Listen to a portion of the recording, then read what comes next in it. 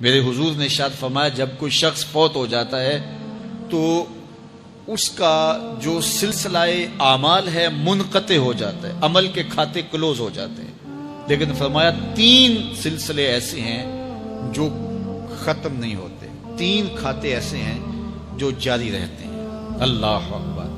سب سے پہلے صدقہ جاریہ، دوسری بات میرے حضور نے ارشاد فرمایا علم جس سے لوگ نفع پائیں۔ اللہ اکبر۔ علم کسی کو سکھا دیا، وہ تسلسل باقی رہے۔ ہمارے استاد قبروں میں چلے گئے، لیکن آج ہزاروں طلباء کو اور لاکھوں عوام کو ان کے دیے ہوئے جو سبق تھے جو انہوں نے ہمیں پڑھایا آج ہم لوگوں کو بتا رہے ہیں، تو ان کی روح کو اس کی برکت پہنچ رہی ہے، پھر یہ ان کے استاد، پھر ان کے استاد۔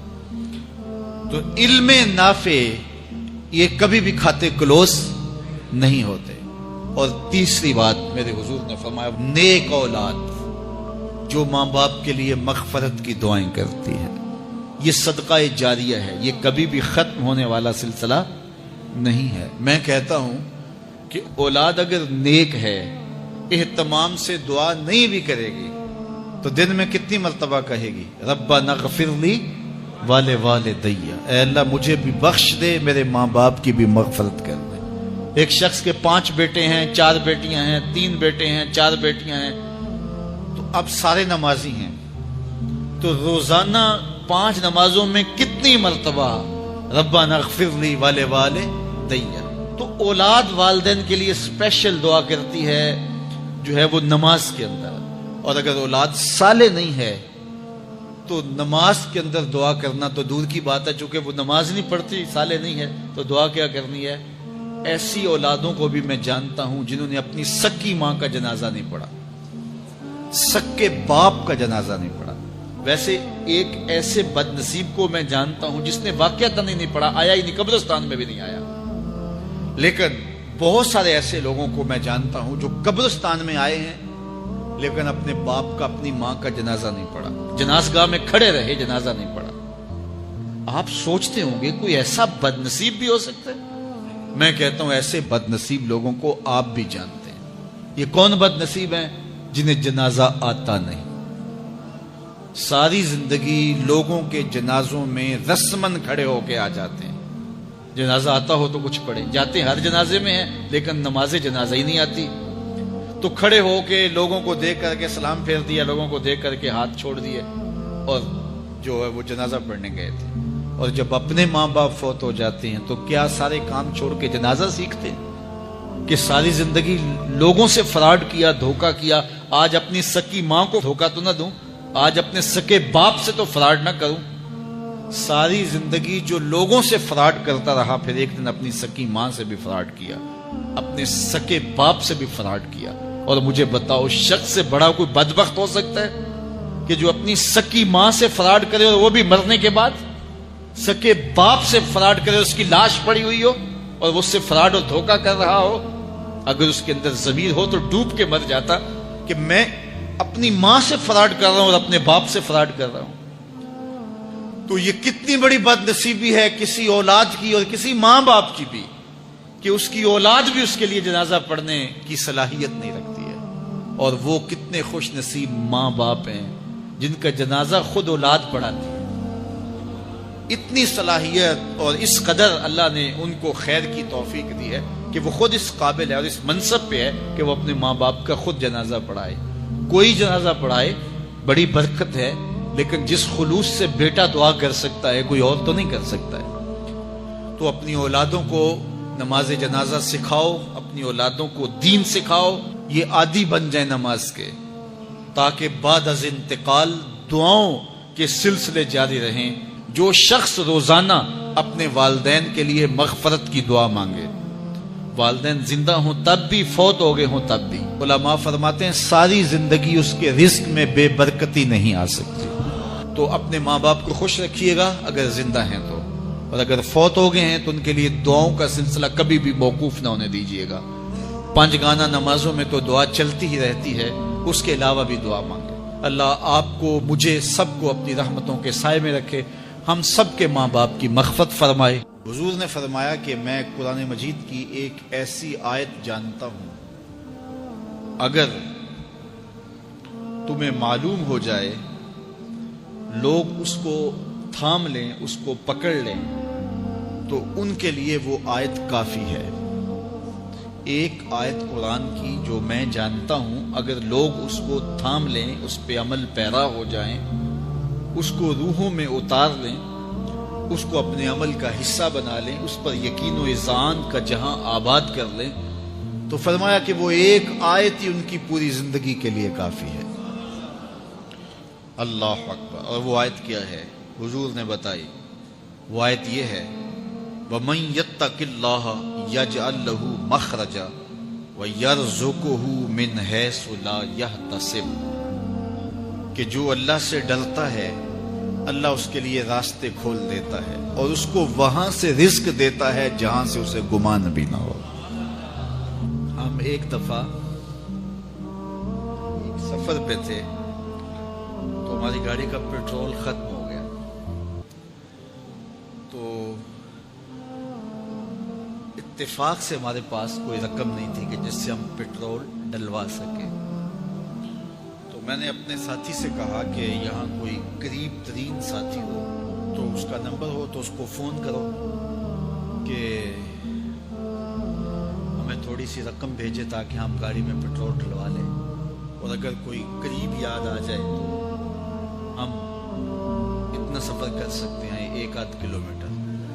تو اچانک ایک ساتھی یاد آ گیا کہ وہ یہ دوسری تیسری روڈ کے اوپر اس کا گھر ہے، تو ہم نے گاڑی ادھر موڑی، تو ابھی اس کے گھر نہیں پہنچے تھے، تو ایک آدمی ہمیں دیکھ کے تو حشاش بشاش ہو گیا، ابھی اس کے گھر نہیں پہنچے تو دیکھ کے تو حشاش بشاش ہو گیا۔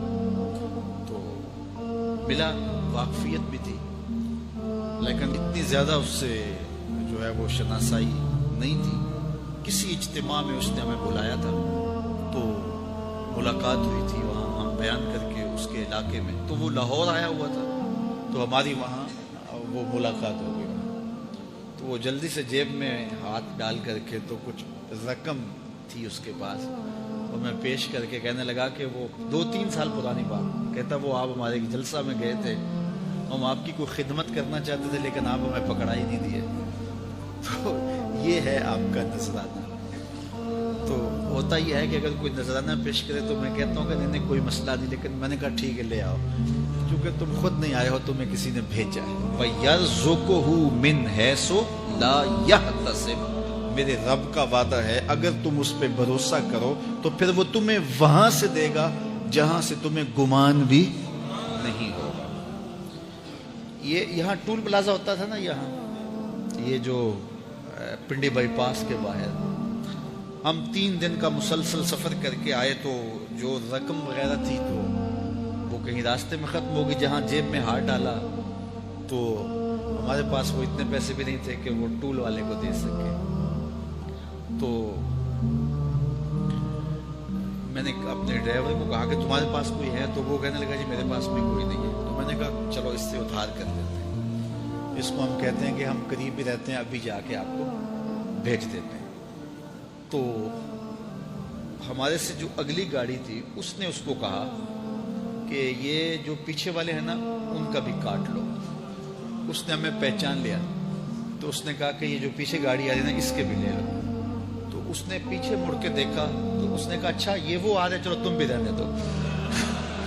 تو کہا تم بھی جاؤ اور وہ بھی جائے۔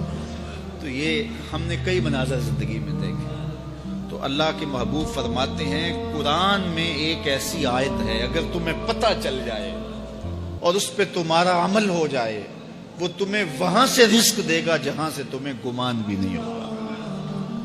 اللہ اکبر۔ بہت سارے واقعات زندگی میں ایسے رونما ہوتے ہیں، یہ اچانک 2 باتیں میرے ذہن میں آ گئی تو میں نے آپ کے سامنے رکھ دی تاکہ اس سے یقین میں پختگی ہوتی ہے، بالخصوص جو مبلغین ہیں ان کے لیے خاص طور پہ یہ باتیں ہیں۔ بس اس پہ توکل رکھ کے چلتے رہیں، پھر دیکھنا کہ اللہ تمہارے لیے کیسے اسباب مہیا کرتا ہے۔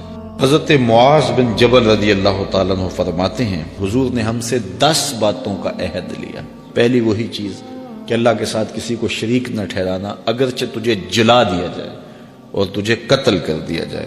دوسری وصیت یہ کی کہ اپنے والدین کی کبھی نافرمانی نہ کرنا، اگرچہ تجھے تیرے گھر سے نکال دے، تیرے اہل سے نکال دے، بچوں سے دور کر دے، لیکن پھر بھی ان کی نافرمانی نہیں کرنی، کیونکہ والدین کی نافرمانی کرنے والا دنیا پہ بھی رسوا ہوتا ہے، آخرت میں بھی رسوا ہوتا ہے۔ امام غزالی نے لکھا ہے کہ ایک جرم ایسا ہے کہ جس کی سزا آخرت میں تو ہے ہی ہے، دنیا میں بھی ضرور ملتی ہے، وہ والدین کی بے ادبی ہے، اور ایک نیکی ایسی ہے جس کی جزا آخرت میں تو ہے ہی ہے، دنیا میں بھی ضرور اس کا صلہ ملتا ہے، اور وہ والدین کا ادب ہے۔ اس شخص پہ نشان لگا لیں جو والدین کا بے ادب ہے، آپ اس کو ذلیل و رسوا ہوتا ضرور دیکھیں گے، اور اس شخص پہ بھی نشان لگا لیں جو والدین کا مؤدب ہے، فرما بردار ہے، اس کی پگڑی کا کلس کبھی نیچا ہوتا نہیں دیکھیں گے آپ۔ تو والدین کے ساتھ اس نے سلوک کرنے کی تلقین کی گئی۔ حضور نے تیسری وصیت یہ کی کہ فرض نماز جان بوجھ کے ترک نہ کرنا، جس نے جان بوجھ کے فرض نماز ترک کی اللہ اس سے اپنا ذمہ اٹھا لیتا ہے۔ اللہ کا ایک ذمہ ہوتا ہے جو بندوں کا اس نے لیا ہوتا ہے اپنے محض کرم سے، تو پھر وہ ذمہ اٹھا لیتا ہے۔ پھر وہ دیکھیے اللہ ذمہ اٹھا لے تو پھر وہ سوائے ذلیل ہونے کے اور کیا اس کا مقصود ہوگا، تو ذلت ہی ذلت اس کا مقدر ہوگا۔ اللہ اکبر۔ آج ہم کہتے ہیں پوری دنیا کے اوپر کہ مسلمان کیوں ذلیل اور کیوں رسوا ہو رہے ہیں، 5-7% مسلمان جو ہے وہ نمازی ہیں، تو پھر جب یہ حالات ہوں گے تو پھر اللہ اپنا ذمہ اٹھا لے گا۔ جب وہ اپنا ذمہ اٹھا لے گا تو پھر ہمیں جو مرضی توڑے، جو مرضی مارے، پھر اس کا ذمہ اٹھ گیا تو وہ ذمہ ہم سے اٹھا لیتا ہے اگر ہم اس کے حضور سجدہ ریزیاں نہیں کرتے۔ اور یہ بھی حضور نے وصیت کی کہ کبھی شراب نہیں پینی، اس لیے کہ ہر بے حیائی کی جڑ ہے، اور فرمایا معصیت سے، گناہ سے بچنا، اگر کوئی گناہ کرتا ہے تو پھر اللہ تعالیٰ اس سے ناراض ہو جاتا ہے۔ چھٹی بات حضور نے یہ ارشاد فرمائی کہ جب جنگ میں کھڑے ہو تو پھر پیٹھ دکھا کے بھاگنا نہیں ہے، اگرچہ لوگ کٹ کٹ کے گر رہے ہیں تو میں صلی اللہ العافیہ، اللہ سے عافیت مانگو، یعنی اللہ سے مانگو عافیت، بیماری نہ مانگو، آزمائش نہ مانگو، مشکل نہ مانگو، لڑائی نہ مانگو، جنگ نہ مانگو، لیکن اگر پڑ جائے تمہارے اوپر تو پھر استقامت دکھاؤ، پھر بھاگنا نہیں ہے، اور یہ کبائر میں سے جنگ سے بھاگ جانا۔ تو فرمایا کہ اگرچہ لوگ کٹ کٹ کے گر رہے ہوں تو جنگ سے بھاگنا نہیں ہے، اور یہ بھی وصیت لی کہ کسی جگہ پہ کوئی بیماری آ جائے اور لوگ موت کا شکار ہو جائیں تو پھر ثابت قدم رہنا ہے، وہاں کو چھوڑ کے بھاگنا نہیں ہے۔ اور 8ویں وصیت حضور نے یہ لی کہ اپنے اہل و عیال پر، اپنے بچوں پر، اپنی بیوی پر اپنی استطاعت کے مطابق کھل کے خرچ کرو، بخل نہ کرو، ان سے ان کی ضروریات کو صحیح پورا کرو۔ اور 9ویں حضور نے یہ وصیت کی کوڑا لٹکا کے رکھو، ان کو ادب سکھانے کے لیے، دین سکھانے کے لیے، اور ان کو اچھائیوں کا خوگر بنانے کے لیے، برائیوں سے بچانے کے لیے باپ گھر کے اندر جو ہے وہ کوڑا لٹکا کے رکھے، چھڑی لٹکا کے رکھے۔ یعنی مطلب کیا کہ اولاد کو پتہ ہو کہ اگر ہم نے نافرمانی کی اور اللہ کے حکموں کو توڑا، ہم نماز نہ پڑھی، تو پھر یہ ہمارے اوپر ڈنڈا برسے گا بھی۔ تو ان کو جو ہے وہ اس طرح ان کے اوپر جو ہے یہ پریشر رکھو۔ اور 10ویں وصیت یہ کی کہ ان کے سینے میں اللہ کا خوف، اللہ کی خشیت پیدا ہونی چاہیے۔ جس سینے میں اللہ کی خشیت ہوتی ہے اس سینے میں کسی اور کا ڈر نہیں ہوتا۔ یہ رات کے اندھیرے کے اندر ڈاکہ مارا گیا پچھلے دنوں، ہماری حکومت کی خیانت اور بددیانتی سامنے آ گئی۔ اگر حکومت خائن نہیں ہے، اس جرم میں شریک نہیں تھی، خود مجرم نہیں ہے، تو پھر وزیر قانون کو برطرف کیوں نہیں کیا جا رہا؟ ذمہ داروں کو کٹہرے میں کیوں نہیں لایا جا رہا؟ تو پھر اس سے ہمیں حکومت کی خیانت سمجھ میں آتی ہے۔ انہوں نے تخت ختم نبوت پہ ڈاکہ ڈالنا چاہا تھا، پہلے تو کہنے لگے ہوا ہی کچھ نہیں، ڈاکہ ہوا ہی نہیں، پھر بعد میں کہنے لگے ہاں ہوا ہے، اب ہم اس کو صحیح کر دیتے ہیں۔ ہمارا مطالبہ یہ ہے کہ وزیر قانون کو اور اس کے ساتھ جو شامل تھے برطرف کیا جائے اور کٹہرے میں لا کے سزا دی جائے۔ کیا آپ اس جو ہے وہ قرارداد سے متفق ہیں؟ اللہ آپ کو جزائے خیر دے۔ باقی رہی بات حضور علیہ الصلوۃ والسلام کے ختم نبوت کی، یہ ہمارا ایمان ہے۔ یہ امت عمل میں کمزور ہو سکتی ہے، عشق میں کبھی کمزور نہیں ہوئی۔ ہم اپنے آقا سے عہد وفا کرتے ہیں اور ہم نے تجدید عہد وفا مہم کا آغاز کیا ہے۔ ہم حضور سے عہد کرتے ہیں، حضور ہم جئیں گے تو آپ کے لیے، مریں گے تو آپ کے لیے، اور زندگی کی آخری ہچکی تک آپ کے وفادار رہیں گے، اور حضور کی ناموس کے لیے اپنا سب کچھ قربان کرنے کے لیے ہم تیار ہیں اور آمادہ ہیں۔ پاک فوج کو بھی سیلوٹ کرتے ہیں۔ فوج نے اپنا دامن کتنا اجلا ہے لوگوں کے سامنے رکھ دیا کہ ہم نے نہ ماضی میں نہ موجود نہ کبھی حضور کی ناموس پہ کمپرومائز پاک فوج نہیں کر سکتی۔ پاکستان اسلام کے دشمن اس وقت ان کو پاکستان کے اندر 4 چیزیں چبھتی ہیں۔ ایک 295C کا قانون، دوسرا ختم نبوت کے حوالے سے جو مرزائیوں کو کافر قرار دیا گیا تھا، یہ قانون ان کو چبھتا ہے۔ تیسرا ان کو پاکستان کے ایٹمی اثاثے چبھتے ہیں، اور چوتھا پاک فوج سے بڑے نالہ ہیں، چونکہ جب کسی گھر کو لوٹنا ہو تو چوکی دار کو کمزور کیا جاتا ہے، چوکی دار کمزور ہو جائے تو گھر کو لوٹنا آسان ہوتا ہے۔ تو فوج کے سارے دشمن اس لیے ہیں کہ یہ پاکستان کی سرحدوں کی بھی چوکی دار ہے، پاکستان کے نظریات کی بھی چوکی دار ہے۔ تو ان 4 چیزوں سے دشمن خوف زدہ ہے، اور ہم ان 4 چیزوں کی اپنی جان سے حفاظت کرنا چاہتے ہیں۔ پوری قوم پاک افواج کے ساتھ ہے۔ ایٹمی اثاثے ہمارا قیمتی اثاثہ ہیں اور یہ ہماری آبرو ہیں، ہم اپنی جان سے بڑھ کر ان کی حفاظت کریں گے۔ اسی طرح 295C کا قانون ہے، اور ختم نبوت کے حوالے سے ہمارے ملک کے آئین میں جو شقیں شامل ہیں یہ ہماری جان سے زیادہ عزیز ہیں۔ ہم سب کچھ قربان کر سکتے ہیں، حضور کے ختم نبوت پہ آنچ نہیں آنے دیں گے، اور حضور کی ناموس پر اپنے خون سے بھی پہرا دینا پڑا تو اس کو اعزاز سمجھیں گے۔ حق تو یہ تھا کہ حق ادا نہ ہوا۔ میرے ساتھ مل کے ایک نعرہ بلند کر دیجئے، نعرہ تکبیر، نعرہ تکبیر، نعرہ رسالت، نعرہ رسالت، نعرہ رسالت، تاجدار ختم نبوت، تاجدار ختم نبوت، تاجدار ختم نبوت، تاجدار ختم نبوت، تاجدار ختم نبوت، تاجدار ختم نبوت کی محمد سے وفا، تو نے تو ہم تیرے ہیں، یہ جہاں چیز ہے کیا لوح و قلم۔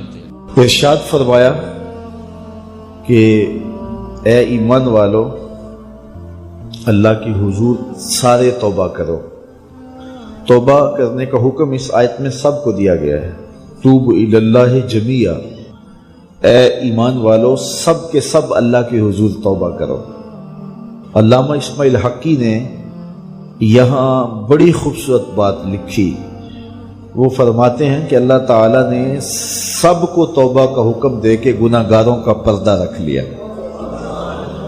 اگر صرف گناہ گاروں کو کہا جاتا کہ تم توبہ کرو اور ان پر واجب کر دی جاتی، اور نیکوکاروں پر توبہ کرنے کا حکم نامہ نہ رکھا گیا ہوتا، تو پھر گناہ گار توبہ کرتے تو وہ نمایاں ہوتے۔ تو یہاں نیکوکاروں کو کہا گیا ہے کہ تم بھی توبہ کرو، بدکاروں کو کہا گیا ہے تم بھی توبہ کرو۔ نیک توبہ کریں گے تو درجے بلند ہوں گے، گناہ گار توبہ کریں گے تو گناہ معاف ہوں گے۔ اور رسول اللہ صلی اللہ علیہ وسلم نے کمال کرم فرمایا، حضور خود ایک دن میں 70 مرتبہ سے زیادہ استغفار کرتے تھے، اور حضور نے اپنا عمل لوگوں کے لیے چھوڑا۔ تو اللہ تعالیٰ کی یہ کرم نوازی ہے، اس کی صفت ہے کہ وہ ستار ہے، وہ پردہ پوش ہے اور بندوں کو رسوا نہیں کرتا۔ تو اس طرح اجتماعی طور پہ توبہ کرنے کا اس نے ہمیں حکم دیا۔ توبہ ما قبل کے سارے گناہوں کو مٹا دیتی ہے۔ رسول کریم صلی اللہ علیہ وآلہ وسلم نے ارشاد فرمایا، التائب من الذنب کمن لا ذنب لہ، گناہ سے توبہ کرنے والا ایسا ہوتا ہے جس طرح اس نے گناہ کیا ہوا ہی نہیں ہے، اس کی زندگی پر کوئی گناہ ہے ہی نہیں۔ توبہ کرنے والا اس طرح گناہوں سے پاک ہو جاتا ہے جس طرح ابھی ماں کے پیٹ سے اس نے جنم لیا ہو۔ بلکہ فرمایا ہم ان کے گناہوں کو بدل کے نیکیوں میں تبدیل کر دیتے. تو جب گناہ بدل کے نیکیوں میں تبدیل ہوئے تو جتنا بڑا گناہ گار تھا اتنا بڑا نیکوکار ہو گیا، کیونکہ سارے کے سارے گناہ تبدیل ہو کے نیکیوں میں آ گئے.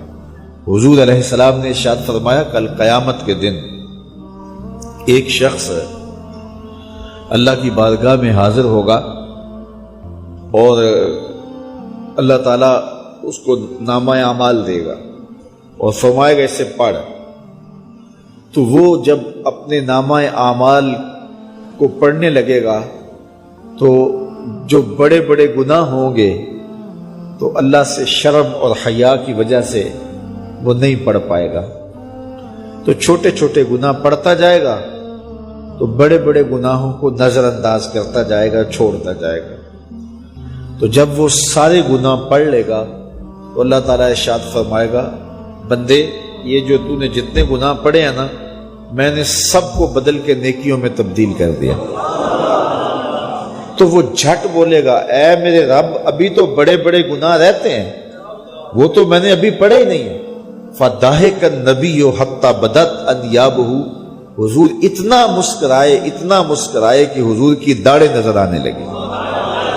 کہ پہلے گناہ چھوڑتا جاتا تھا لیکن جب کہا کہ یہ تیرے بدل کے نیکیوں میں تبدیل کر دیے تو وہ کہتا مالک ابھی تو بڑے بڑے میرے گناہ رہتے ہیں، میرے تو ابھی بڑے بڑے گناہ رہتے ہیں. تو اللہ تعالیٰ گناہوں کو بدل کے نیکیوں میں تبدیل کرتا ہے. تو جتنا بڑا گناہ گار ہوا اتنا بڑا نیکوکار ہوا، اور یہ اللہ کے لیے کوئی مشکل نہیں ہے. وہ سارے گناہوں کو معاف کر دے اس کے لیے کیا مشکل ہے. اگر سمندروں کی جھاگ سے بھی زیادہ گناہ ہے رب کہتا ہے میری چوکھٹ پہ آؤ تو صحیح، دامن پھیلاؤ تو صحیح، میری دہلیز پہ آؤ تو صحیح، میں تمہارے سارے گناہ معاف کر دوں بلکہ بدل کے نیکیوں میں تبدیل کر دوں. حضرت عمر کا زمانہ ہے، آپ جانتے ہاتھ میں کوڑا رکھتے تھے. تو آپ جا رہے تھے، ایک شرابی تھا ہاتھ میں، اس نے بوتل شراب کی پکڑی تھی، گلی کا موڑ کاٹا اس نے تو آگے حضرت عمر نظر آئے. حضرت عمر تو موقع پہ سزا دیتے تھے، ہاتھ میں درا پکڑا ہے تو اس نے دل ہی دل میں کہا مالک عمر کے قہر سے بچا لے، پکی توبہ کرتا ہوں آج کے بعد شراب نہیں پیوں گا. اور جلدی سے وہ شراب کی بوتل بغل میں دبا لی. حضرت عمر بھی سر پہ پہنچ گئے اور جھڑک کے کہا کہ یہ تیرے پاس کیا ہے؟ تو ڈرتے ہوئے کہا حضرت سرکہ ہے. تو عمر تھے، کہا نکال. تو جب نکالا تو واقعی سرکہ ہو گیا تھا. جو رب شراب کو سرکے میں بدلنے پہ قادر ہے وہ رب گناہوں کو نیکیوں میں بدلنے پہ بھی قادر ہے. تو اس کے در پہ کوئی آئے تو صحیح، جھولی پھیلائے تو صحیح. ہم تو مائل بکرم ہیں کوئی سائل ہی نہیں، راہ دکھلائیں کسے راہ روے منزل ہی نہیں. کوئی اس کی دہلیز پہ تو آئے، اس کی چوکھٹ پہ تو آئے. مجھے بتائیے یہ وقت بھی ہم نے دیکھنا تھا، یہ لمحے بھی ہمارے اوپر آنے تھے اور یہ گھڑیاں بھی ہم نے دیکھنی تھی. بد نصیبی کی کہانیاں یہ ہیں ہم اپنے آقا و مولا کی ختم نبوت پہ بھی سودا کرنے جا رہے ہیں. اپنی ناپاک حکومتیں بچانے کے لیے ہم اس پہ بھی سودا کرنے جا رہے ہیں. اور اگر یہ گردش کرتی ہوئی خبریں سچ ہیں تو مجھے بتاؤ پھر باقی بچا گیا ہے، پھر باقی رہ کیا گیا ہے. ہمارا اساسی اور بنیادی عقیدہ ہے حضور کے ختم نبوت کا، اور شاید حکمران بھول جاتے ہیں اقتدار کی کرسی پہ جھولتے ہوئے، اور وہ اس ماحول کے اندر دیکھنے کے عادی ہوتے ہیں، لیکن انہیں یہ یاد نہیں ہے، انہیں یہ بھول گیا ہے یہ امت عمل میں کمزور ہو سکتی ہے، عشق میں کبھی کمزور نہیں ہوئی. اس امت کی تاریخ بڑی تابناک ہے، بڑی روشن ہے اور بڑی دل آویز ہے. تو یہ شاید بھول جاتے ہیں ہم حضور کے نام پہ اپنا سب کچھ کٹوا کر کے پھر بھی سمجھتے ہیں حق تو یہ تھا کہ حق ادا نہ ہوا. کروں تیرے نام پہ جاں فدا، نہ بس ایک جاں دو جہاں فدا. اللہ اکبر، دو جہاں سے بھی نہیں جی بھرا، کیا کروں کروڑوں جہاں نہیں. ابھی تو کربلا کی کہانیاں ہمارے لبوں پر ہے. ان حالات کے اندر حکومت اگر یہ غلطی کرنے جا رہی ہے تو فی الفور اتنے لوگوں کا مطالبہ، میں آپ سب لوگوں کی تائید کے ساتھ یہ کہتا ہوں کہ آپ ہاتھ کھڑے کر کے یہ مطالبہ کریں کہ یہ اقدام اگر کیا ہے تو وہ فوراً واپس کیا جائے، اور اگر یہ واپس نہیں کریں گے تو پھر حکومت جو ہے وہ اللہ کے انتقام کے لیے تیار ہو جائے، اور یہ عوام جو ہے وہ اللہ کی سپاہی بن کے میدان میں کھڑی ہوگی انشاءاللہ۔ وہ وقت دور نہیں ہے، کی محمد سے وفا تو نے تو ہم تیرے ہیں، یہ جہاں چیز ہے کیا لوح و قلم تیرے ہیں۔ اقبال کہتا ہے حضور سے وفا کرو، پھر قلم بھی تمہارا ہے، پھر تختی بھی تمہاری ہے، پھر تمہاری تقدیر کے فیصلے واشنگٹن میں نہیں ہوں گے، پھر جو تم چاہو گے وہ لکھا جائے گا، خدا بندے سے خود پوچھے گا بتا تیری رضا کیا۔ حضور نے ارشاد فرمایا مجھے 5 ایسی چیزیں دی گئیں جو میرے سے علاوہ کسی اور کو نہیں دی گئی۔ پہلی چیز، جب حضور کسی سے جہاد کے لیے نکلتے، مقابلے کے لیے نکلتے تو 1 مہینے کی مسافت پہ ہوتے تو دشمن پہ رعب پیدا ہو جاتا، تو یہ حضور کو شان دی گئی۔ دوسری چیز، میرے لیے پوری روئے زمین مسجد بنائی گئی ہے اور پاک کرنے والی بنائی گئی ہے۔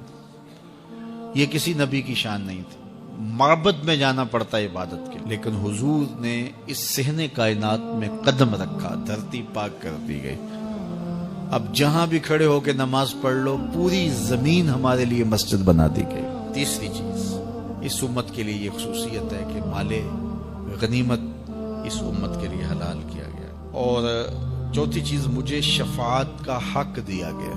قیامت کے دن اللہ تعالیٰ جل شانہ اپنے محبوب علیہ السلام کو شفاعت کا اذن دیں گے اور حضور شفاعت کریں گے، اور جب شفاعت کا دامن کھولیں گے تو بڑے بڑے گناہگار اس دامن میں چھپ جائیں گے۔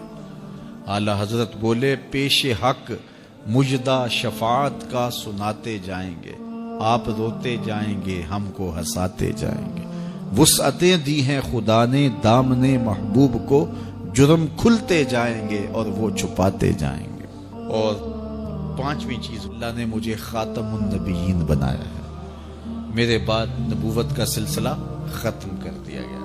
تو یہ وہ خوبیاں ہیں جو مجھے عطا کی گئی ہیں، حضور نے فرمایا میرے علاوہ کسی اور کو نہیں عطا کی۔ فرمایا کہ میں اللہ کے ہاں خاتم النبیین لکھا ہوا ہوں، رب نے لکھا ہوا ہے کہ میں آخری نبی ہوں، میں خاتم النبیین ہوں۔ یہ کب سے لکھا ہے؟ اللہ اکبر، حضور علیہ الصلوۃ والسلام کی ولادت کے وقت لکھا، 40 سال کے ہوئے تب لکھا، یا پھر جب حضور کا وصال ہوا تب لکھا کہ اب آپ کے پاس کوئی نبی نہیں آئے گا؟ کب لکھا؟ جب آدم علیہ الصلوۃ والسلام کا خمیر تیار کیا جا رہا تھا، ان کے لیے مٹی گوندی جا رہی تھی، میں اس وقت سے پہلے بھی خاتم النبیین لکھا ہوں۔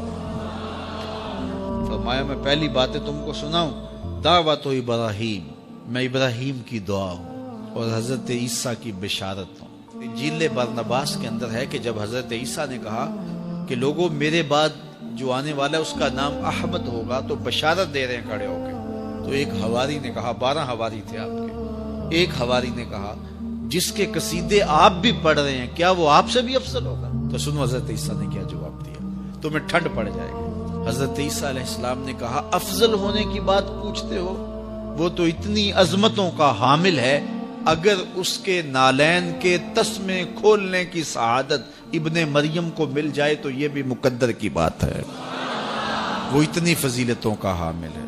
اگر اس کے نالین کے تسمے کھولنے کی سعادت مجھے مل جائے تو میں مقدر والا سمجھوں گا اپنے آپ کو، اتنی عظمتوں کا حامل ہوگا۔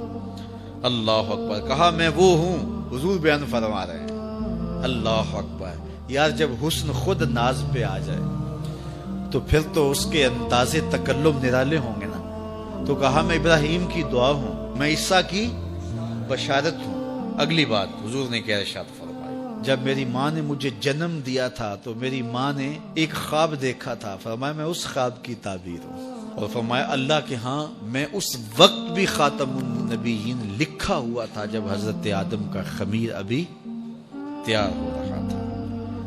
تو سب سے پہلے حضور ہیں، آئے سب سے آخر میں، یعنی حضور تخلیق میں اول ہیں، ظہور میں آخر ہیں۔ اور میاں صاحب بولے نور محمد اس ویلے دا آدم اجے نہ ہویا، نور محمد اس ویلے دا آدم اجے نہ ہویا، اول آخر دوویں پاسے اوہ مل کھلویا، اول آخر دوویں پاسے اوہ مل کھلویا۔ اور اقبال کہتا ہے نگاہ عشق و مستی میں وہی اول وہی آخر، وہی قرآن، وہی فرقان، وہی یاسین، وہی طٰہٰ۔ تو اول بھی وہ ہیں، آخر بھی۔ تو اصل وجود آمدی از نخست، اول آخر دوویں پاسے اوہ مل کلو۔ زبانی کلمہ ہر کوئی پڑھدا،